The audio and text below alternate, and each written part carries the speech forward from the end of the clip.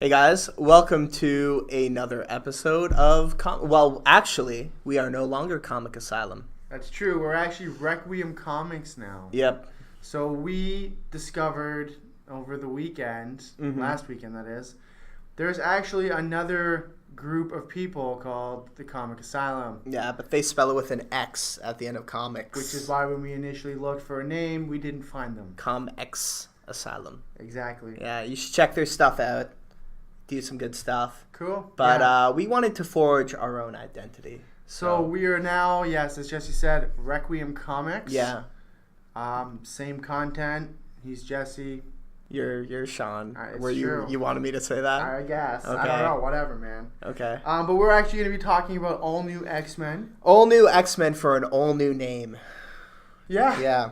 So this book is titled Yesterday's X-Men. It is volume 1 from 2012, I believe. And it contains issues 1 to 5. It is written by Brian Michael Bendis with art by Stuart Immonen. Cool. And it says right here on the comic that this is the place to start reading the X books. Which we're going to get into because I have an issue with that tagline. Really? I don't. We're going to argue about that one. What were your overall thoughts? Well, to begin, I mean, the story is all about, the future X-Men or the current X-Men The as we know present it. X-Men. Yeah. Going back in time and getting their past selves and bringing them to the future to stop Cyclops from recruiting mutants for his mutant revolution. Because he's now a terrorist or something. Yeah, Cyclops has gotten a little bit Magneto-ish. Well, he's working with Magneto. He is working with Magneto. He recently killed Professor Xavier. And the X-Men group had a schism. There basically ends up being the Cyclops group, who's basically doing a mutant revolution. And you have the Wolverine group, which is still the school at the mansion. They're calling themselves the Jean Grey School for Higher Learning now.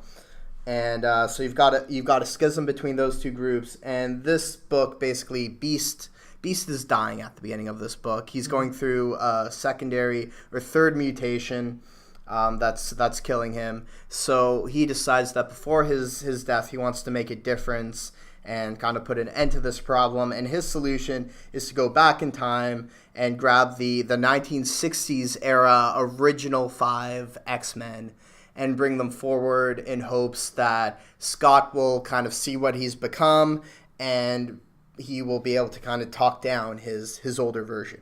Yeah.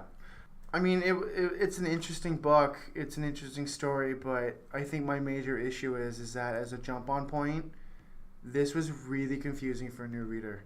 I struggled to figure out what was going on. I had no idea starting this book. I mean, my X-Men history is not super extensive. I've done, House of M and Messiah Complex, and you definitely see elements of those stories coming through in this. Well, right, because this is, especially after House of M, there were only 200 or so mutants left, and this is where we finally start to see new mutants popping up again. Yeah, it's the rebirth of the mutant race, essentially, is that, like Jesse said, mutants have dwindled so much, now they're starting to find other people who have these mutations, and this is kind of, it's almost like a race to grab the next mutant you can identify and get them to join your team as soon as you can. Yeah. Which, as we know, in a couple of the scenes, that ends up exploding literally in some people's faces because both groups of X-Men, past and future, end up meeting each other, and there's quite the little showdown. And the mutant that Scott Summers from the future is trying to recruit now wants nothing to do with him. He's terrified because this massive fucking brawl broke out, in front of his school, and he's not having it. So it's like Jesse said, there's been this schism that's causing these issues between these two warring factions within, one group of people. And you get the originals dropped right into the middle of this. Who are completely appalled and shocked at basically the whole scenario. They in some cases, a couple of them want to leave. They don't even want to stay there. They want out. They're like, no, we don't want to do this. They decide to stay because the way they look at it is that this is a future that they're currently in, and they need to fix this future. And I thought that that was a really cool take because X-Men and time travel have always kind of gone hand in hand. There's always been a lot of time travel in X-Men. You have stories like Days of Future Past, characters like Cable who are from the future, and this is a really interesting and unique take where now we have the present day X-Men in a close to an apocalyptic situation and going back and grabbing the originals to try and help them, because normally it's the other way around where people are coming from the future to the present to get help. So I thought that was really interesting. All in all, I mean, it's not a horrible read. It's just that Jesse, as we've talked about before, is obviously he's the expert on this show. I'm kind of new. I'm jumping into a lot of these comics. As I previously mentioned, I've read maybe a couple things in the past, House of M and Messiah Complex, but mostly because that tied into the whole Civil War Avenger stuff, which is the main reason I jumped into that. I found that with this book particularly, though, my lack of X-Men history knowledge really, really affected my enjoyment of the overall story. I had no idea why the X-Men had split apart. There's very little background information in this book. You have to have some previous knowledge. And as a new reader, that was kind of my issue with that. And I totally disagree with you on that front. Before reading this, I hadn't really read much modern X-Men. My exposure to X-Men was mostly through the cartoons and movies and a little bit of the Chris Claremont stuff, but not much of it. So I thought that this book actually did a really good job of getting you up to speed and kind of explaining what was going on. And it was really neat, I thought, seeing things, the situation that was going on in the mutant world fresh the way that the original X-Men was seeing it. You kind of got to see things through their eyes. And I thought that, at least for me, worked really well as a jumping on point. Well, there's certain elements to the story I do like. I like the notion of, Beast going to the past to bring back past them to come to the future to try to stop that. I mean, there's certain elements to the story I like. I like the idea of, mutants are now becoming more of a thing again. Their population is on the rise. They're recruiting people. I like that, but I found that if you didn't have previous knowledge of like the Phoenix Force and all that kind of stuff, you were left kind of just in the dark. I thought it explained it all pretty well. It doesn't though. It doesn't explain. It mentions that, Scott Summers, since the Phoenix Force experience, you're a completely different person. Okay, well, what was that? His powers are screwed up because of it. Yeah, but that's what I'm saying. Like, there's no explanation of that event in this book, and this book is supposed to be a jump-on point. That is the explanation. That's not an explanation. What was the Phoenix Force event? Okay, yeah, your powers are weakened. That's not an explanation to why you're now teaming up with Magneto and being a terrorist and trying to recruit people to be in your terrorist organization. I don't know. I thought they did a decent job of explaining it, and the fact that he's on the run, he killed Professor Charles Xavier, so there's that huge divide with the rest of the X-Men. Well, there's another gap in the book, though. If you're a jumping-on reader, it doesn't explain why he killed Professor X. It's just Professor X is dead. It's just a fact you have to accept. Well, he's claiming in this book that it was an accident, although there's a lot of... It's very uncertain whether or not that's true. So, I mean, I feel like you're pretty much getting as much information in this book as you would have if you'd read that event anyways. Well, maybe that's the case, but for being a new reader, this was really difficult for me to jump into. And in fact, because there were story elements that I didn't understand, it made me less interested in the story as I was reading it. See, this was, and it had the opposite effect on me, where I read this, and I was interested in not only going forward and reading more of this run, because I really liked the writing. I really liked how Bendis kind of had all their dialogue. And it made me want to go back and see what led to this more than anything. And I get that, but I've had that with other comics in the past where I've read the story and I've been more interested in some of the side stories, which is, again, the only reason I read X-Men in the past. Civil War again. Their story feeds into that. I was reading the Civil War run, but it didn't rely super heavily on it to the point where I had to read those books to understand the story I was reading now. Therefore, there was like this peak of interest. It was like, oh, okay, well what happened there? Now I'm interested in knowing. It piqued my curiosity. Right. I found with this, it was just, in my opinion, it was too much of a gap for me to even just bother. I felt like I missed so much. I was discouraged. I was intimidated from going to previous books to figure out what happened. Because it seems like whatever the Phoenix Force event was, I haven't read it. You have more knowledge than me on that. Mm-hmm. It seems like that was a pretty pinnacle event to happen to the X-Men. Because now you have a first-class member, Cyclops, on the run and working with Magneto, who has always been like the villain in X-Men comics. Well, no, Magneto fluctuates back and forth. He's joined the X-Men numerous times. He's still considered one of their main villains, though. Less so nowadays. He's still considered one of their main villains. When you ask someone on the street, who do the X-Men fight most often, anyone with any knowledge of the X-Men is going to say Magneto. Well, that's because of the movies. Doesn't matter. That's not because of the comics. That's still the common perception, though. Okay. So, yeah, okay, fine, he's flip-flop from time to time, but that doesn't change the fact that he's still identified as one of their main antagonists. He's even called several times in this a terrorist. Yeah? He's a mutant terrorist. So, even the X-Men acknowledge the fact that he's a bad guy. Yeah. And now you have one of your traditional heroes of the X-Men working with him. Yeah. Both of them are depowered because of the Phoenix Force event. But again, unless you knew that, you don't find that out. You don't find out they're depowered until halfway through this trade. Can I just say, I love what's going on with Cyclops in this book. To me, historically, because, I got into X-Men with the cartoons and the movies and stuff, I've always found Cyclops fucking boring. I've always found him to be kind of that stern leader figure. He's a generic that hasn't really had much more to him. But after reading this, I really thought that it brought out a whole nother side to him. And then going back and reading the lead up to this, I thought it was really cool to see him go from that sort of stern leader, who does things by the book, to this radical version.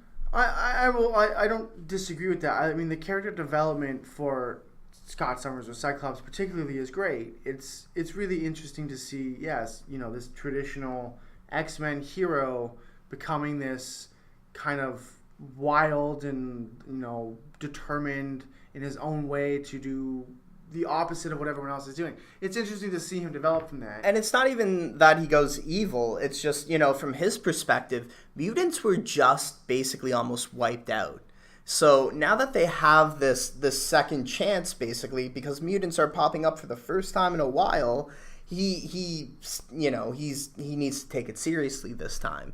He's seen things go bad with humans time and time again, and he thinks, well, maybe Magneto was right, and maybe it's time for a different approach, especially since we are on the verge of extinction. You still have characters like Beast, for example, who, even though he has worked his whole life to fight over, this oppression that happens to mutants, he still opts for a diplomatic route. It seems just weird that if Hank has been there with Scott for the whole time, they've been, very close, they've been friends, they're first class, while all of a sudden, out of the blue, Scott decides, hey, fuck your idea, I'm done with the diplomacy, I'm going to recruit a bunch of kids who are now new mutants, rip them from their lives that they have, and we're going to all go open up our own fucking terrorist training camp.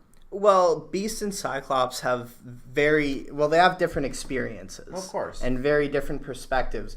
Scott, this entire time, has basically had the role of the leader, right? He needs to look out for all the mutants. He needs to be responsible for them.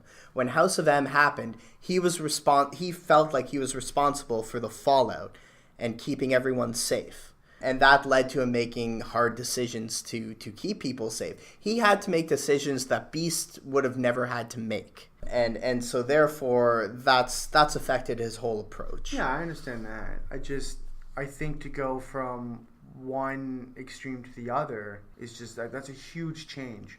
It's an interesting story arc to see it. I mean, I'm not saying it's bad. I think it's an interesting concept, especially to explore in a book. I don't know if he was necessarily the right character for it. I think it's the perfect character for it. Cyclops has always kind of been, he's always been about mission first, Beast has other aspects to his character. Beast wants to, be taken seriously as an intellect, which he so rarely is because of his mutation. He fights different personal battles from Scott. Scott's always been that kind of character who always needs to be the best. He needs to, be the leader that mutants need. To the point, and also the thing is around House of M, you start seeing Xavier do some really shady stuff. You start finding out some really messed up stuff about Xavier. Spoilers. So Scott's faith in Xavier and his mission and what they fought for in Xavier's way of doing things is also questioned. And yeah, it's basically a one thing leads to another, and it's a snowball, right? Yeah, exactly. It's a snowball effect, and I think that he was the perfect character for it. I don't think that many other characters have the backbone to make that switch, stick with those tough decisions that Cyclops is now making without going full evil. I don't think that Cyclops has gone evil whatsoever. I think he's become more of a radical, but I do think that everything he's doing still is for the mutant population. And okay, I won't disagree. That's a pretty strong argument. Okay, so maybe saying Cyclops wasn't the right character for that is not correct. But again, I'm not saying he's evil, but he did do this drastic, 180. And what does he expect from the rest of them? He went from being this guy with this major character flaw of assuming he needs to take responsibility for everything that happens to mutants, like he's their freaking messiah, to now being like, this is my second chance. Screw you guys for not being on my team. I'm going to recruit a bunch of people, and we're going to have, a radicalized group of mutants.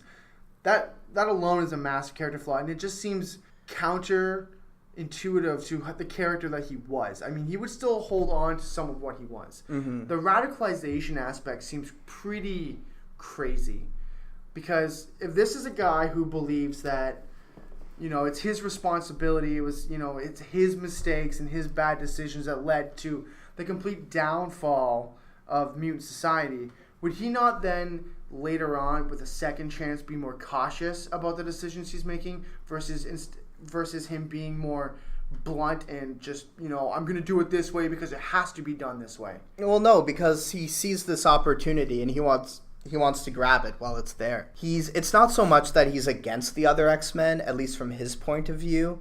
He sees it as, okay, you're either going to help me do what needs to be done or you're not. I love you guys regardless, but this is the way that things have to be done. And if you're not going to stand with me, then I'm going to go with people who will. Yeah, I don't know. I think Which is a very Cyclops thing to do. That's okay. For me. Like, Cyclops has always kind of been that, this is the way things are going to be done. Like, you're gonna follow me or you're not. Yeah, see, He's always had that ego. I'm with Wolverine. Let's just fucking kill him. Well, that's another thing that's really cool, because you go back in the day, Cyclops was always the very clean-cut, by-the-book character, and Wolverine was always the kind of kill-happy dude, and they'd argue all the time. Well, they hated each other. They've always hated each other, and it's kind of weird, because now Wolverine's almost the one with the moral high ground, where he's like, no, dude, this is a school. We need to treat it like a school.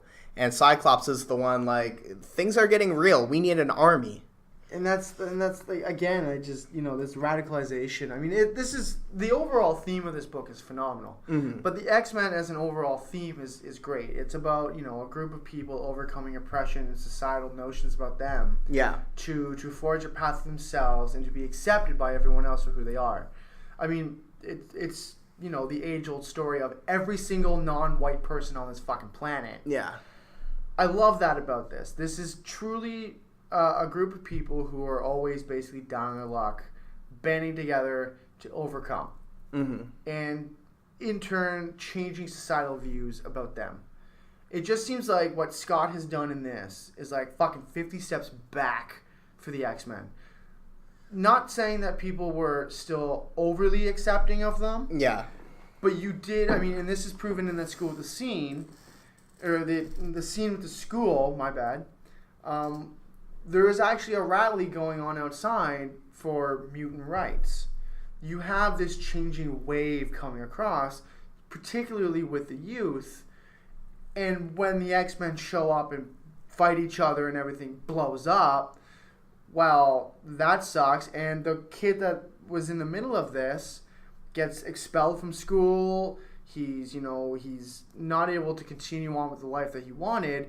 And he even tells off the protester who was pro-mutant I love that, rights. how he turns around and is like, so, where were you guys when, like, I was getting expelled? Thanks a lot. But this seems counterproductive on Scott Summers' whole intentions. Well, that's the thing. And the other X-Men would agree with that, and they even, I think, address that in this book. They pretty much say, yeah, man, like, he's kind of PR-wise setting us back. But the way he views it is, you know what, the time for good PR is over. We're at the point now where it's not about making peace, it's about survival. And I don't think that taking on a significantly larger army through just sheer running at them, when they have bigger weapons and more people, that's not a tactic that works. And that's why I, in this particular story, am on the side of, the X-Men who are still, at the Jean Grey school. Because they recognize this is the long game. You can't just run at the enemy. You have to manipulate and change perspective. The PR game is a huge component to it. And I totally agree with you personally, but in terms of his character perspective, look, Cyclops is a character who's lost so much. He lost his parents.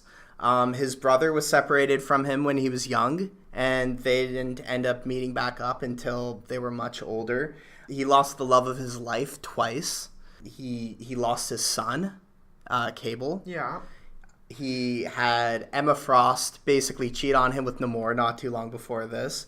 The mutant race was basically almost exterminated completely, thanks to Scarlet Witch. Like, he's a dude that's really just kind of going at the tip of the iceberg. Obvious examples off the top of my head. I'm not saying he doesn't have problems, but so does Wolverine.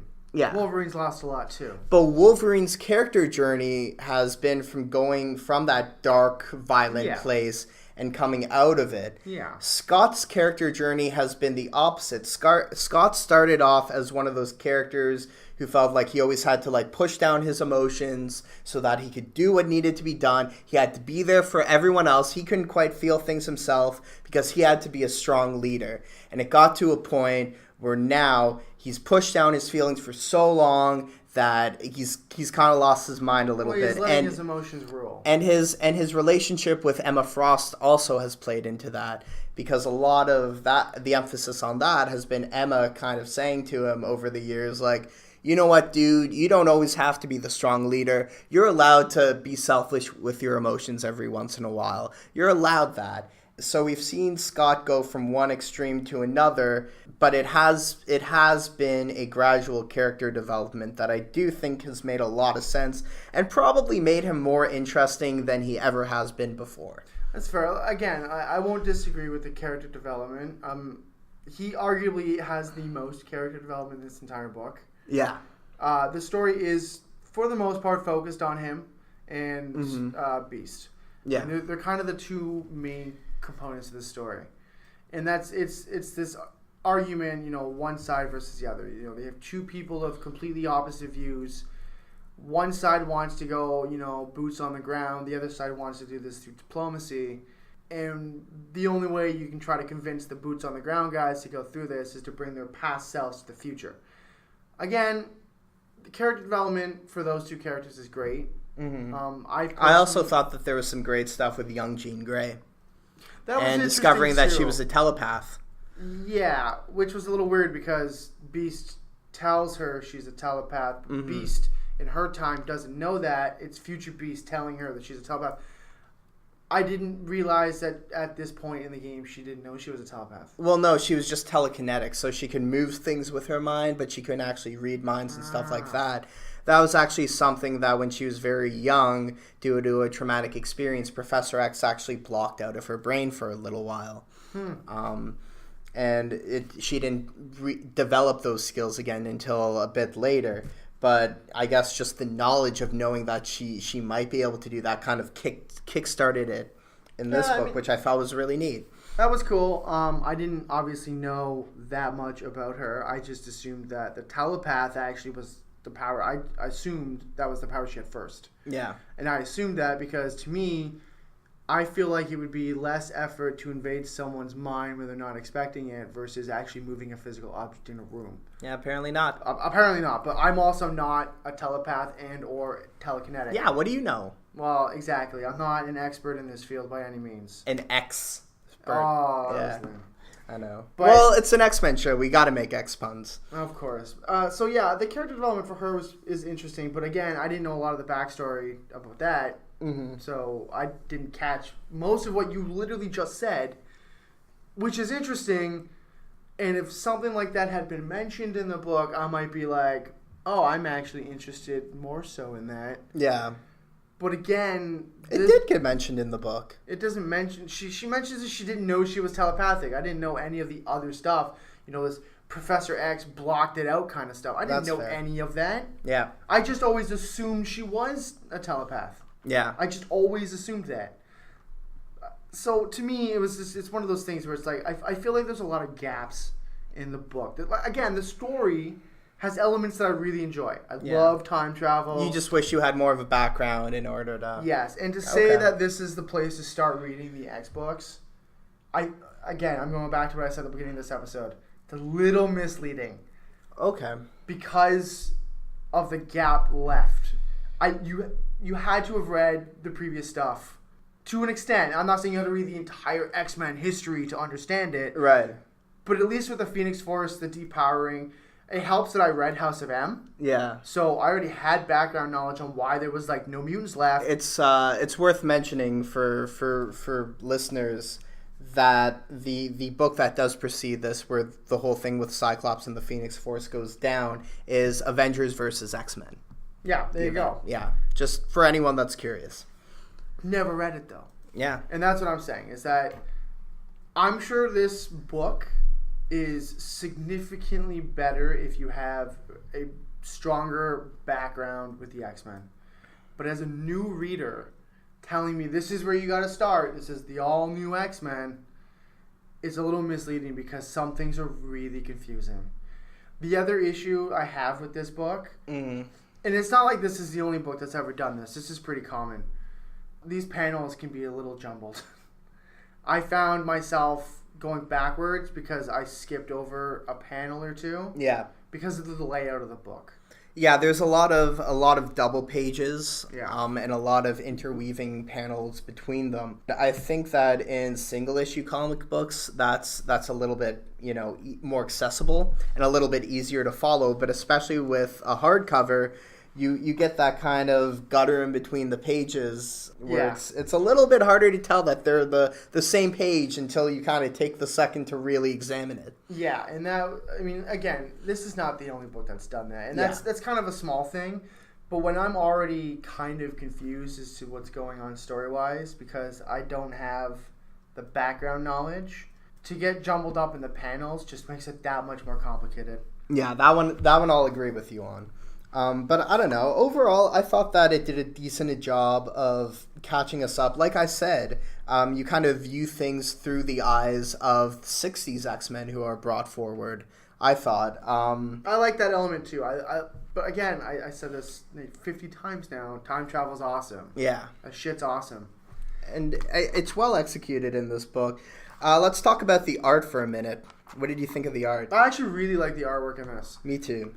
It's kind of, I don't know how to describe it. It's like shiny. It looks new. It's all new. It looks really nice. Yeah, Stuart Immonen does a great job with it.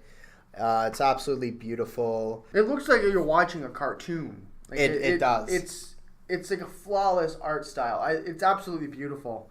I would definitely not knock that. But again, the panel layout is not the best. But again, as we discussed, it's probably because of it's in the trade form. Mm-hmm. Whereas if it's single issue, it might not be as difficult. But you would think that by this point they would account for that. Well, and that's it. And that's it's not like this is a 30-year-old comic book where they didn't have trades at the time. Well, of course not. And the thing is with that, unfortunately, is that whoever made the decision to put it in a trade in this capacity really damaged the artwork in that sense, because the artwork being as beautiful as it is, when you're constantly having to kind of backtrack and just kind of stare at it to figure out what's going on, does help diminish the overall enjoyment of the story, in my opinion. Okay.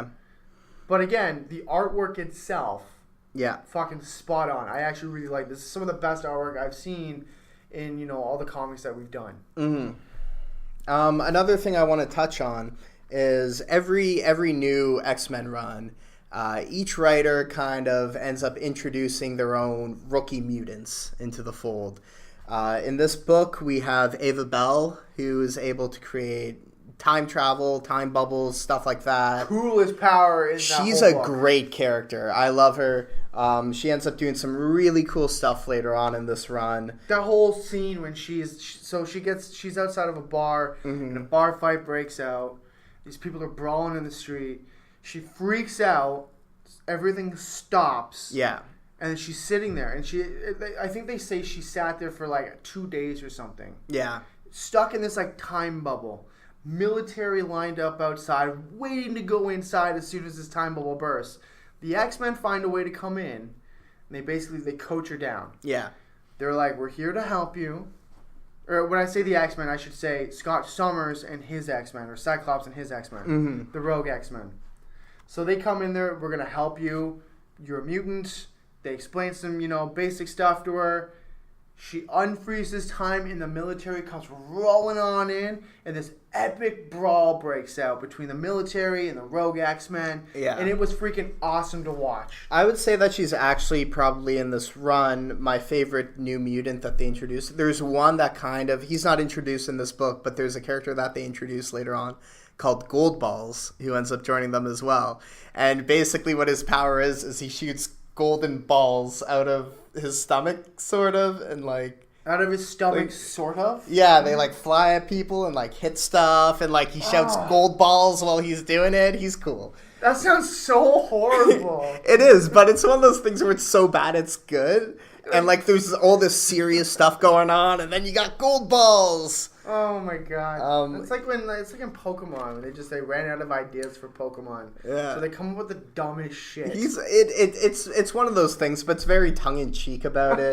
He's a very fun character. But him and I would say Ava Bell was probably my favorite. She's awesome. Time manipulation stuff. Yeah. Big Doctor Who fan. I love. She does some cool stuff with that. Like time travel is if you have the ability to manipulate time in any way, you're automatically cool in my book. I'm surprised you don't like X-Men more. It's all about time travel. Well, I could just turn on Legends of Tomorrow and watch that instead. Yeah, I guess so.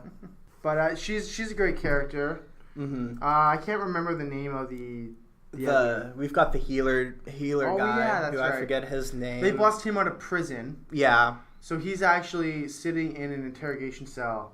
Mm-hmm. Because a friend, I guess, had been killed or was close to dying, and he brought them back. Yeah. And the government, rounding up mutants in their traditional fascist way, was like, oh my god, what'd you do? So they're interrogating him, and then Scott Summers, kicks down the door and laser beams a bunch of people with his eyes, and they liberate him. Yeah.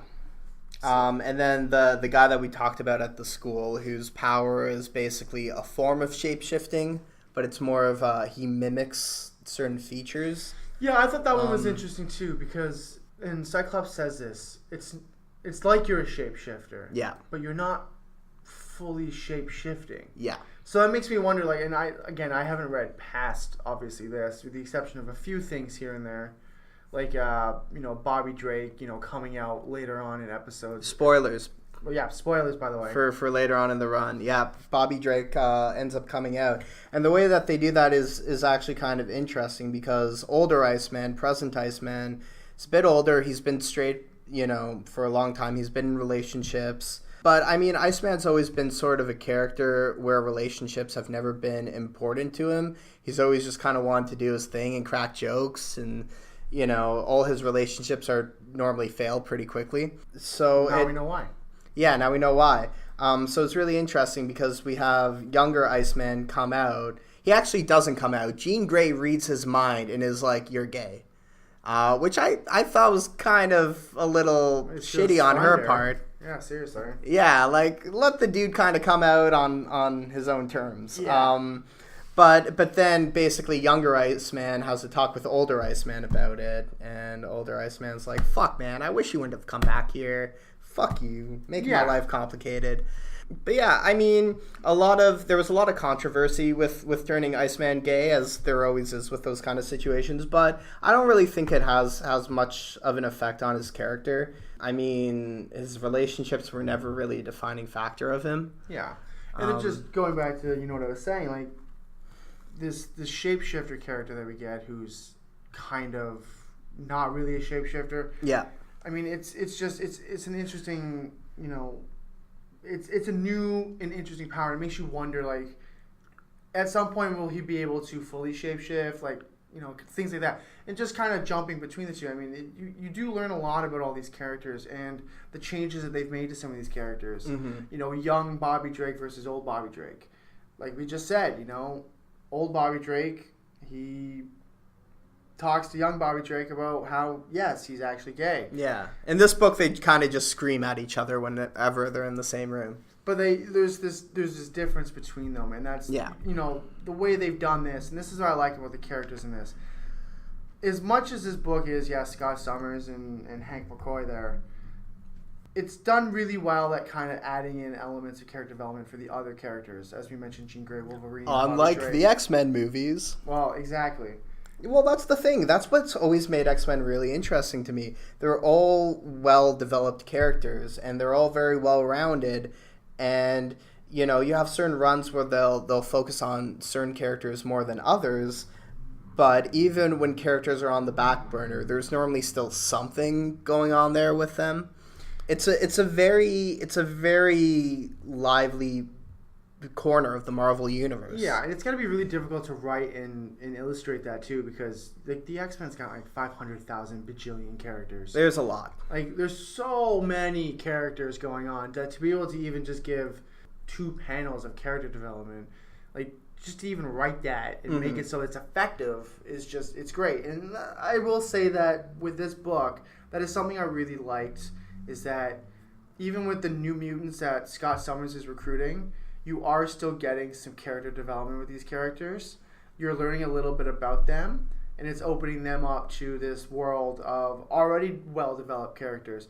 And the other thing I love about this too is, again, with the time travel, you're getting characters who are from the 60s who weren't as developed at the time, but you watched and you read and you learned about them as they aged, meeting what they become. Yeah, it's cool seeing that contrast of, wow, look how much shit Cyclops gone through in the last 30 years. Cyclops is a giant dick. Look how much, yeah, but he's always been a giant dick.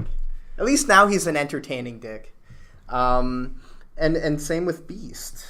He's gone through a lot. Angel was another one where they didn't even talk about Angel in the book, which I loved. Angel's kind of like the Theon Greyjoy of the X-Men franchise.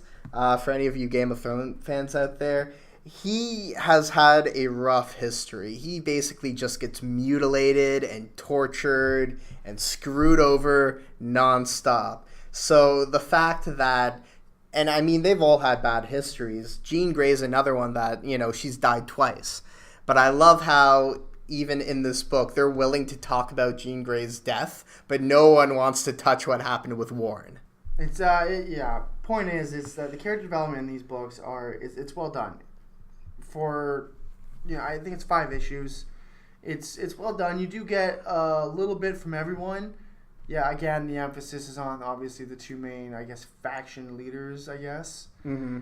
But it is well done in that aspect. So, I mean, ultimately, end of the day, Jesse, what would you rate this story? I would probably rate it an 8. I jumped into this book as well, and I didn't find that I had a lot of the same problems that you had. But I think also when you're just kind of more used to comics, you kind of accept jumping in to stuff a little bit more That's like fair. that. In fact, it's kind of refreshing when you jump into a run like this and you're like, oh, there's actually like stuff going on. It's not just another base level Batman's fighting the Joker again. Like it's nice to see this development there. That's fair. Yeah. What about you? I would probably give this a 6 or a 6.5. Again, I understand where you're coming from, but as a new reader to comics, this is literally the definition of intimidating. When people talk about how it's intimidating to get into comics because there's so much always, this book to me feels like it relies heavily on all the other stuff. And if you didn't read the other stuff, it's going to be difficult to kind of pinpoint where you're going. And it discourages you from reading it because it feels like there's so much going on that you have to go out and you have to find where to start to understand what's going on. Okay, but let me ask you something. Because for me, and my perspective, I'd rather jump into a comic that knowing that there's a rich story and a rich backstory and there's stuff going on than, jumping in and being like, oh, here's something accessible, but it's the X-Men fighting Magneto. How boring is that? I'd rather something like this. So, I mean, I'm just curious as to... Well, like I said when we were discussing Rebirth in the special episode that we did last week. Yeah. Check it out. When you ease into something, it's easier for me as a new reader to grasp it. As I mentioned before, I never read The Flash before. I didn't need to rely heavily on the history of The Flash to understand what was going on. Right. If I had not watched that Netflix movie, though, for it, I would have been way more lost. Oh, for Flashpoint. Yes. Right. So, because I watched that, I already had more of a background understanding. Okay. With this, I didn't have any background understanding other than House of M. Mm-hmm.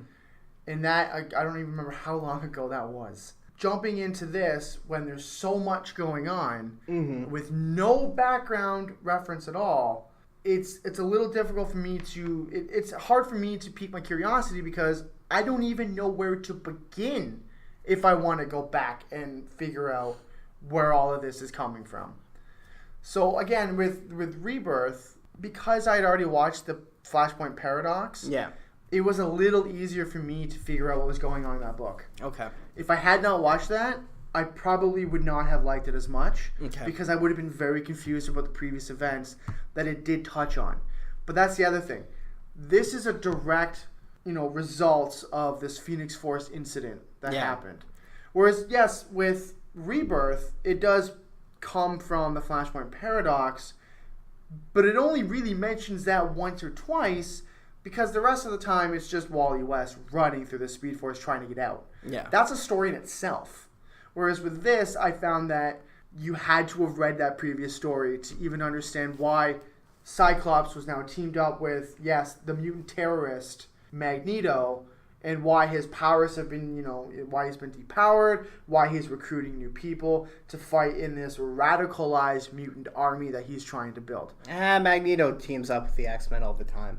But again, he's still... Even Wolverine calls him this. A terrorist. Yeah, well, Wolverine's teamed up with him, too. I'm not... The United States teamed up with Al-Qaeda at one point. It doesn't mean Al-Qaeda's nice.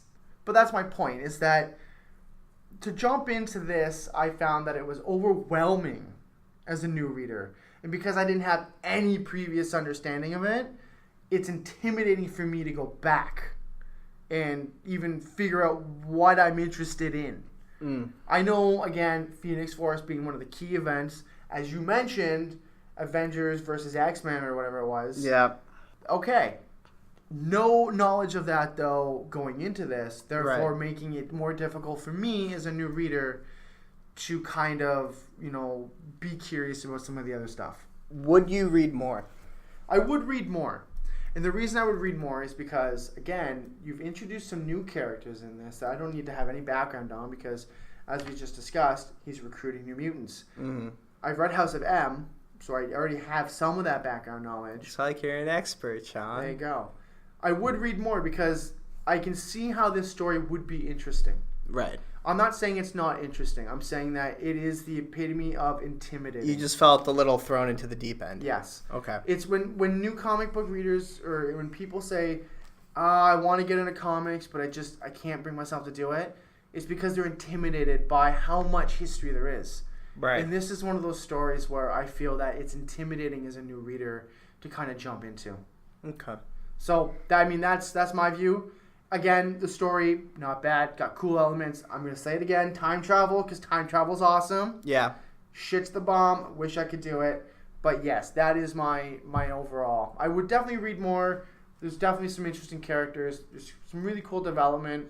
Would you go forward reading more, or would you go back? I would have to go back first so Okay. that I had a better understanding of what I was reading going forward. Well, maybe one day we will. There you go. So that has been this episode of Requiem Comics. Yeah. You can check us out on our blog spot, Yeah. which is now requiemcomics.blogspot.ca. If you say so. And you can also check us out on SoundCloud and on iTunes. We are now under Requiem Comics for both of that. So in iTunes, search Requiem Comics, and we'll see you next week. Yep. Let us know what you thought of all new X-Men. And by next week, I meant 2 weeks. Yeah, 2 weeks. Where we will be reading Scott Pilgrim. Scott Pilgrim! All 6 volumes. We're going to talk about it all at once. Because Scott Pilgrim is fucking awesome. It is. So thanks again, guys.